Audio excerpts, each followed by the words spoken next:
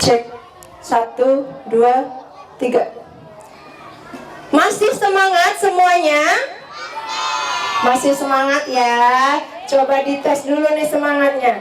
Assalamualaikum warahmatullahi wabarakatuh. Waalaikumsalam warahmatullahi wabarakatuh. Yang ikhwan belum semangat, lemes habis jalan ya. Nah, siapa nama Tuhanmu yang esa? Kurang kompak. Siapa nama Tuhanmu yang esa? Allah Maha Pengasih, Allah Maha Penyayang. Siapa nama Tuhanmu yang esa? Siapa nama nabimu yang agung? Siapa nama nabimu yang agung? Nabi yang rendah hati, jujur dan bijaksana. Siapa nama nabimu yang agung? Ya, anak solih dan solihah, kita ya sekarang sedang melaksanakan agenda tarhib. Dalam rangka apa anak-anak? Menyambut tahun baru Islam ya, 1 Muharram 1444 Hijriyah. Nah, siapakah yang tahu dimulai atau diawali ya oleh peristiwa apa penanggalan Hijriyah? Ya, diawali dengan peristiwa apa? Hijrah. Hijrahnya siapa? Dari mana? Dari Mekah ke kota Yasrib atau Madinah. Kenapa Rasulullah hijrah?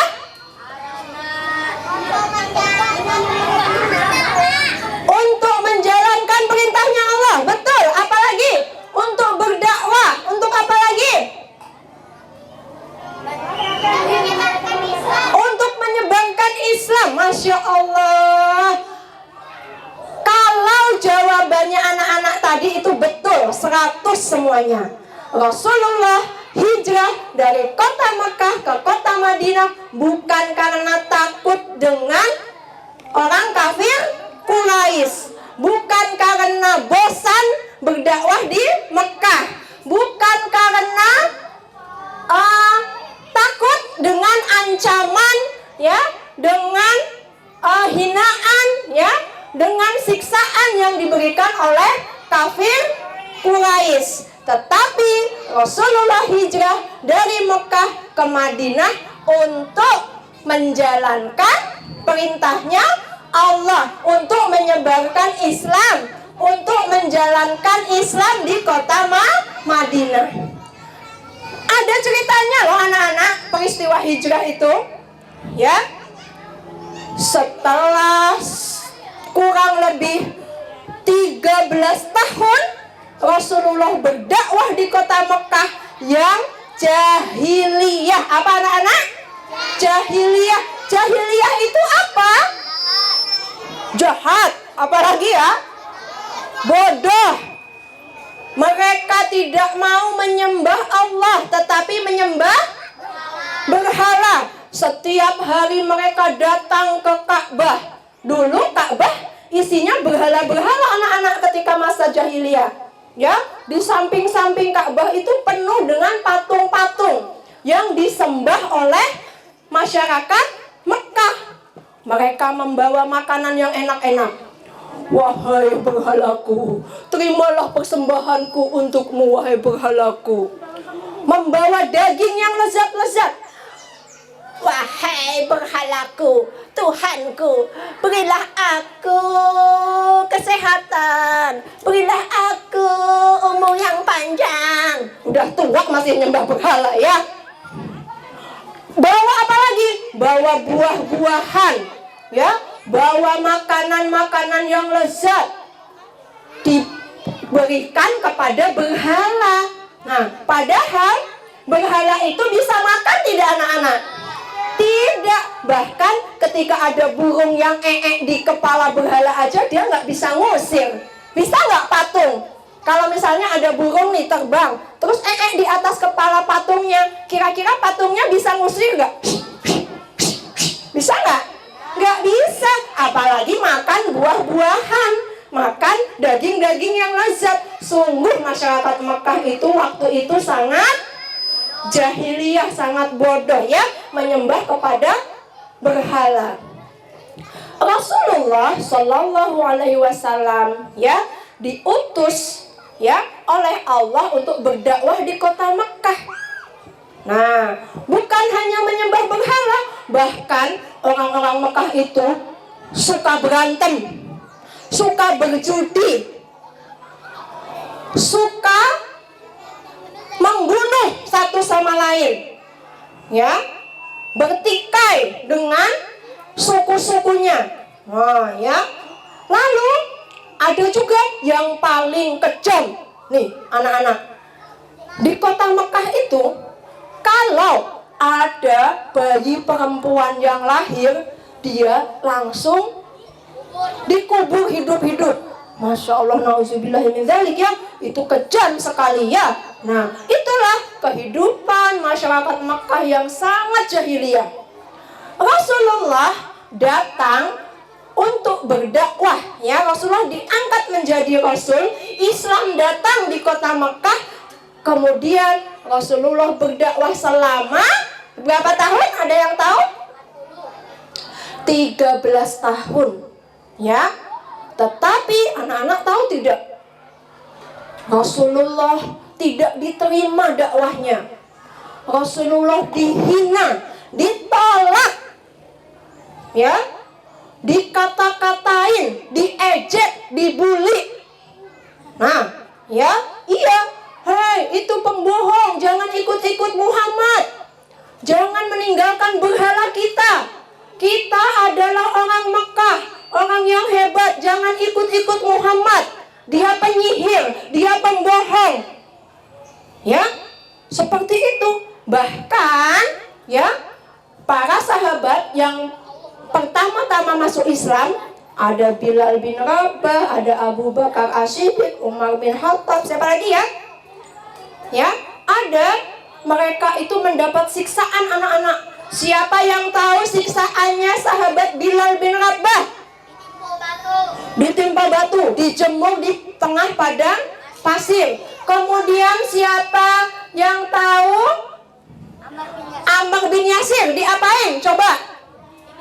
Dibunuhnya pakai tombak ya, beserta ayah dan ibunya ya.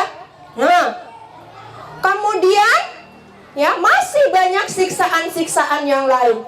Tetapi Rasulullah dan para sahabat tetap berdakwah, tetap tegar, tetap berani, tetap semangat meskipun mendapat siksaan. Sampai pada suatu hari para pemimpin Mekah itu bingung. Aduh, ini tidak bisa dibiarkan. Muhammad dan teman-temannya masih saja berdakwah di Mekah. Aku sebagai pemimpin Mekah, Abu Lahab nih ya, akan menyusun rencana. Aku akan memanggil seluruh pemimpin-pemimpin kabilah. Aku akan mengajak mereka berdiskusi, menyusun rencana bagaimana melenyapkan Muhammad dan teman-temannya. Wah, ya, Abu Jahal, Abu Lahab, Abu Gosok, kok Abu Gosok? Salah ya. Abu Jahal, Abu Lahab, Walid bin Mughirah, Abu Aswad, ya, semuanya berkumpul anak-anak di Darun Nadwah, rapat, ya, sidang, musyawarah. Wahai teman-teman, usul apa yang kalian berikan kepadaku agar kita bisa menghentikan dakwahnya Muhammad? Aku usul, wahai Abu Lahab, Bagaimana kalau Muhammad ini kita buang ke negara yang lain, ke negeri yang lain, biar tidak bisa berdakwah lagi di Mekah? Dipikir-pikir nih sama pemimpinnya. Oh, jangan. Nanti dia bisa berdakwah di sana. Jangan. Lalu ada yang usul lagi. Wah, aku tahu. Bagaimana kalau Muhammad kita penjara saja sampai mati? Dipikir lagi sama pemimpin rapatnya.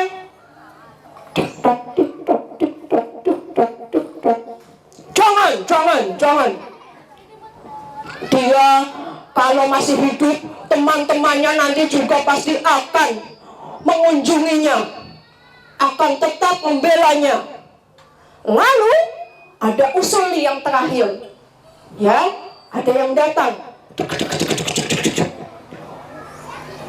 Wahai Tuhan, aku tahu cara yang ampuh untuk menghentikan dakwahnya Muhammad. Kita bunuh saja Muhammad. Kita adakan sayembara.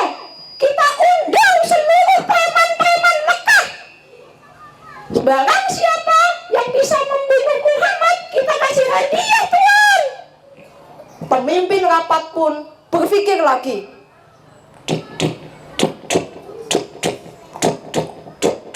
Ternyata usul yang terakhir ini diterima anak-anak. Ya. Bagus juga itu usul kamu. Aku akan mengadakan sayembara.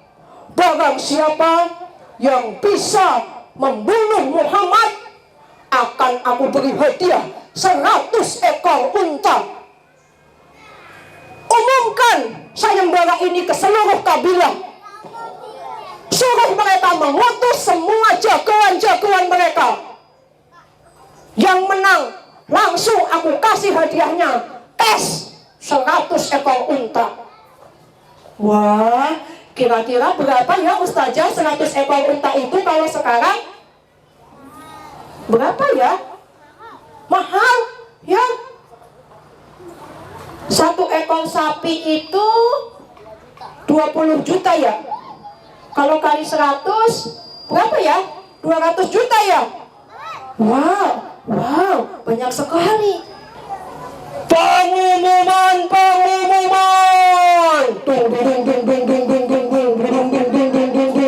Wah. Wahai para jagoan Mekah, ada sayembara.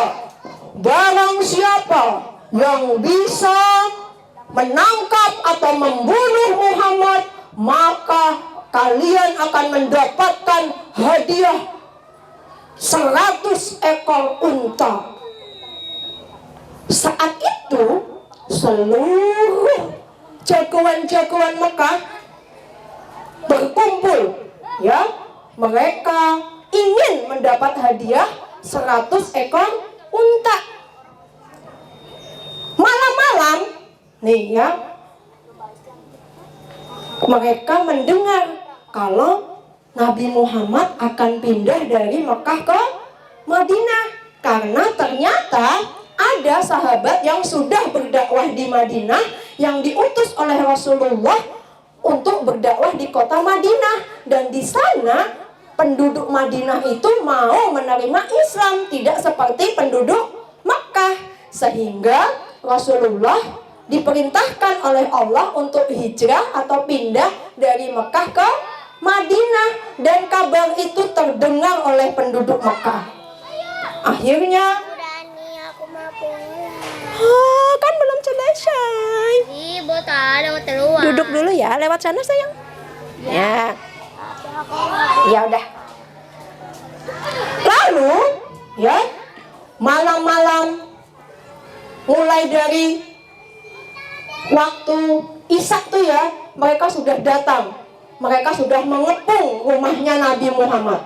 Ada yang bersembunyi di balik tembok, ada yang bersembunyi di bawah pohon, ada yang mengintai dari atas pohon, ada yang bersembunyi di balik bukit, Ada yang nunggu di balik pintunya rumahnya Rasulullah. Ada yang bawa pedang,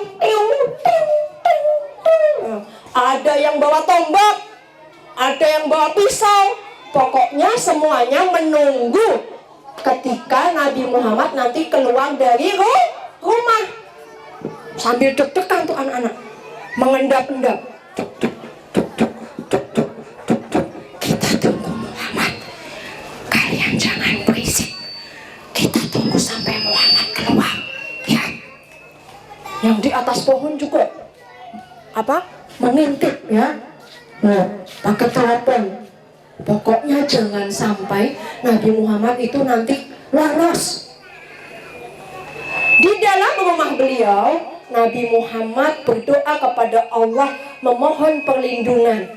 Nabi Muhammad sudah tahu kalau kepergiannya itu bakalan dihalang-halangi oleh para jagoan-jagoan Mekah tadi. Lalu Nabi Muhammad memanggil Ali bin Abi Thalib. Nabi Muhammad meminta Ali bin Abi Thalib untuk tidur di ranjang Nabi Muhammad, lalu menggunakan selimutnya Nabi Muhammad. Kira-kira Ali mau apa tidak anak-anak? Mau ya, karena Ali itu sangat mencintai Rasulullah. Karena Ali itu sangat sayang kepada Rasulullah. Karena Ali ingin nanti berada di surga bersama Rasulullah. Jadi, ya, jangankan disuruh menggantikan tidur. Ya, kalaupun Ali yang dibunuh saja, Ali akan tetap mau demi Rasulullah. Ya, demi menjaga dan melindungi Rasulullah. Akhirnya Ali pun tidur di ranjangnya Rasulullah.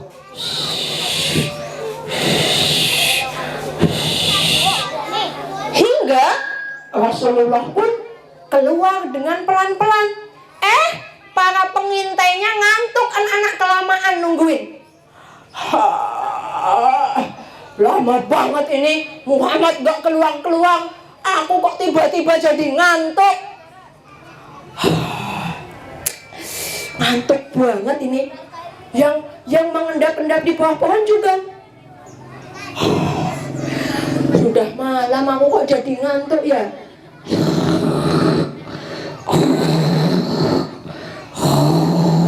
Akhirnya para jagoan itu tertidur lelap, ngantuk, sampai ada yang ngeces. Siapa yang tidurnya ngeces? Enggak ya. Nah, ketika mereka sedang ngantuk, tertidur, Rasulullah dan Abu Bakar keluar dari rumah dan berhasil ya melewati para pengintai tadi. Dan saat itu juga Allah memerintahkan kepada Rasulullah untuk menaburkan pasir ke muka para penjahat atau pengintai tadi ya, para jagoan Mekah, sehingga kepergian Rasulullah dan Abu Bakar tidak dilihat oleh para jagoan-jagoan Mekah. Tahu-tahu udah pagi. Pas sadar gitu ya. Di Mekah ada ayam memang? Ada ayam nggak ya di Mekah? Ada ya? Oh ada, kata Bujung.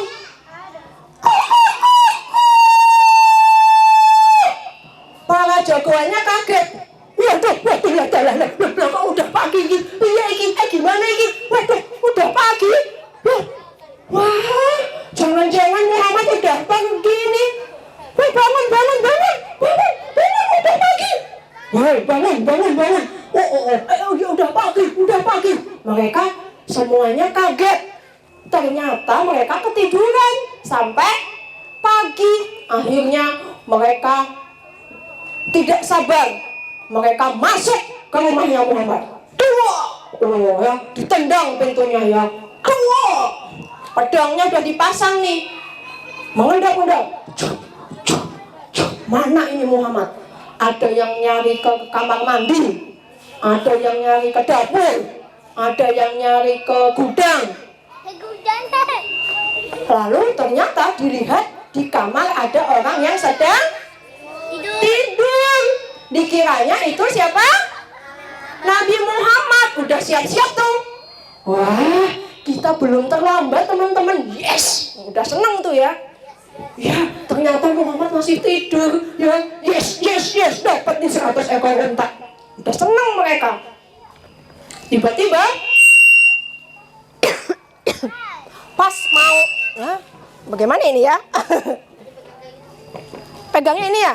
Oh iya benar. Tiba-tiba ketika pedangnya mau dihunuskan ya, mau ditebas ke orang yang sedang tidur, tiba-tiba Ali membuka selimutnya, bangun ya. Yang pendekarnya, yang jagoannya udah dihitung nih. 1, 2, duk, duk, duk, duk, duk, duk, duk, duk, duk, duk.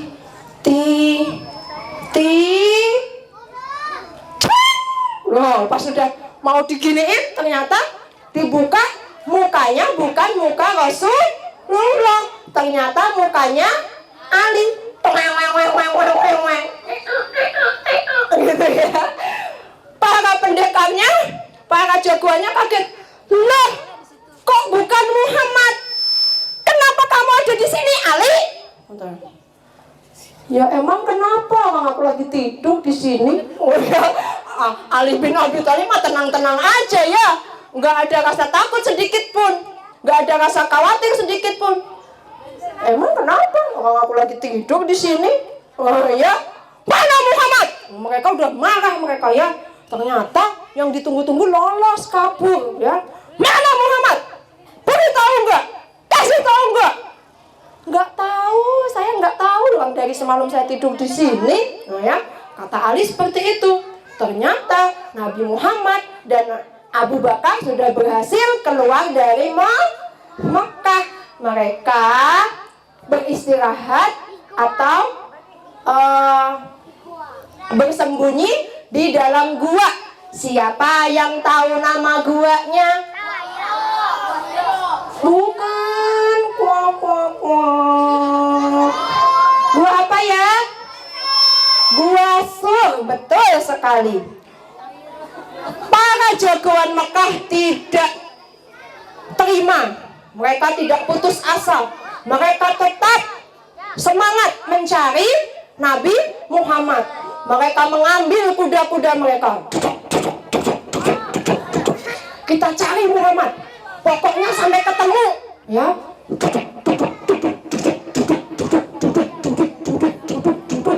Ketika melewati Gua Sur, kuda mereka terhenti.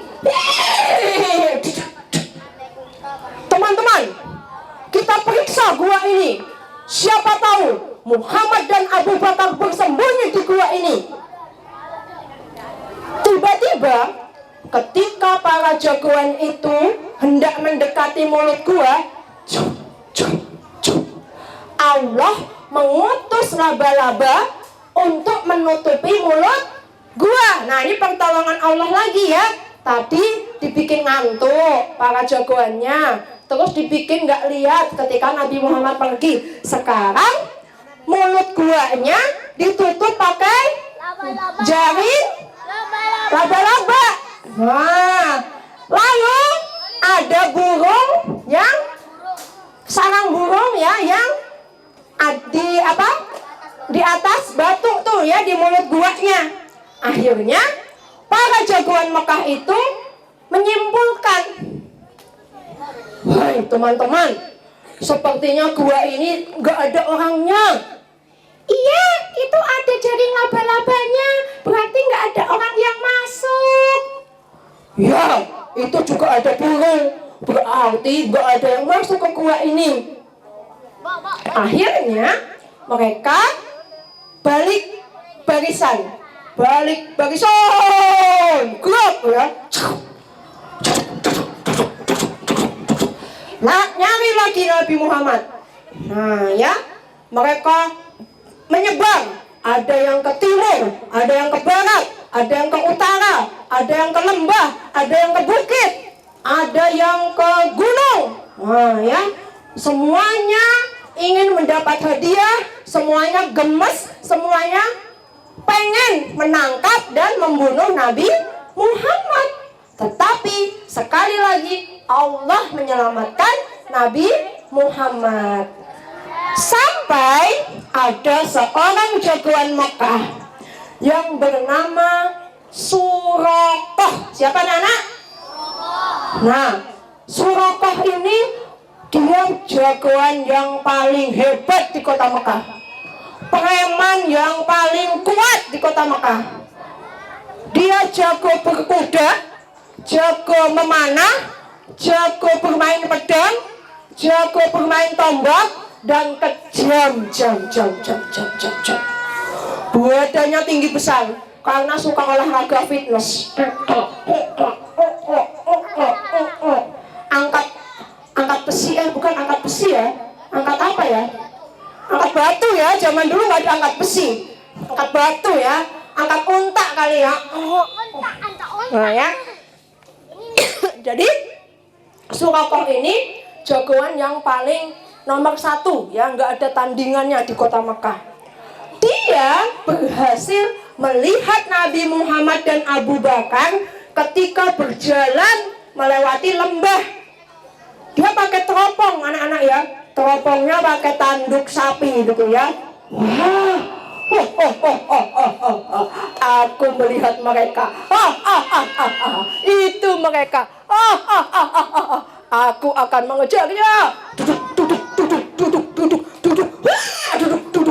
Aku sudah rindu sekali ingin bertemu Rasulullah. Ya, aku juga. Aku ingin nanti Rasulullah tinggal di rumahku. Aku juga. Nanti Rasulullah aku mau suruh tinggal di rumah aku aja, biar aku bisa melihat dan memandang wajah Rasulullah setiap hari. Penduduk Madinah, mereka sudah sangat rindu ingin bertemu Rasulullah, kangen ingin bertemu Rasulullah. Ada yang masak. Oh iya Ustazah, ada yang masak yang enak-enak, ada yang bikin kue, ada yang bikin es, ada yang bikin hidangan-hidangan yang lezat karena ingin menyambut Rasulullah ya. Nah, akhirnya Rasulullah pun tiba di kota Madinah, disambut dengan sholawat. Anak-anak tahu nggak sholawatnya yang kayak gimana? Tala'al badru alaina min saniyatil wada' wajaba syukru alaina mada'a lillahi dana.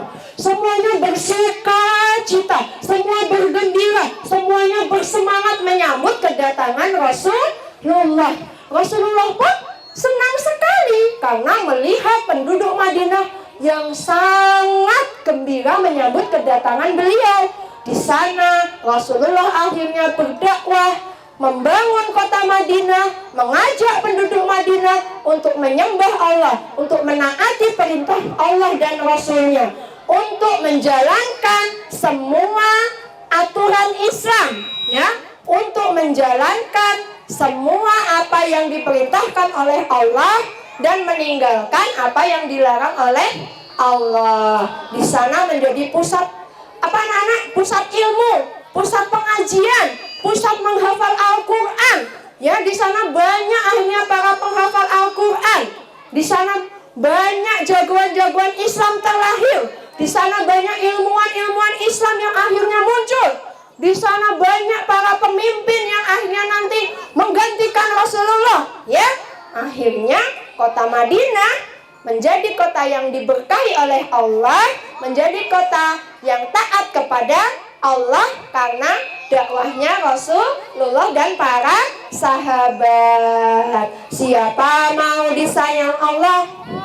Siapa mau seperti penduduk Madinah? Siapa yang mau menolong dakwahnya Rasulullah? Siapa yang mau semangat menjalankan Islam? Siapa yang mau semangat menghafal Al-Quran? Siapa yang mau semangat berkorban untuk Islam? Siapa yang mau bersusah-susah ya untuk menghafal Al-Quran? Untuk berkata asal? Untuk makan makanan yang halal dan thayyib? Untuk selalu menjaga kebersihan?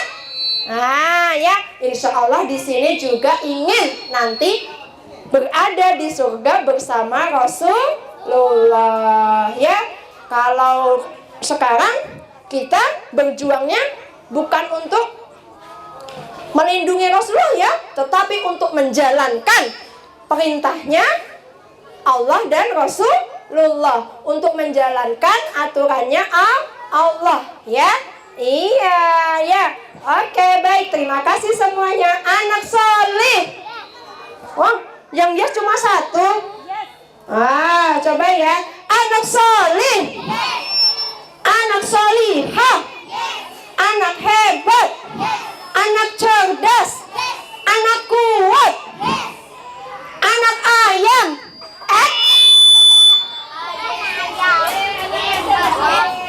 Ternyata masih konsentrasi Ustazah. Tidak ada yang menjawab, berarti masih fokus ya, masih konsentrasi ya. Baik, karena waktunya sudah habis ya. Padahal ceritanya masih banyak anak-anak. Waktu di gua ada ceritanya lagi, waktu nanti di Madinah ada ceritanya lagi. Insya Allah nanti kita lanjutkan di lain kesempatan. Kenapa? Ceritanya seru. Alhamdulillah. Baik, karena waktunya sudah habis, Ustazah mohon maaf ya, dan Ustazah juga mohon pamit. Wassalamualaikum warahmatullahi wabarakatuh.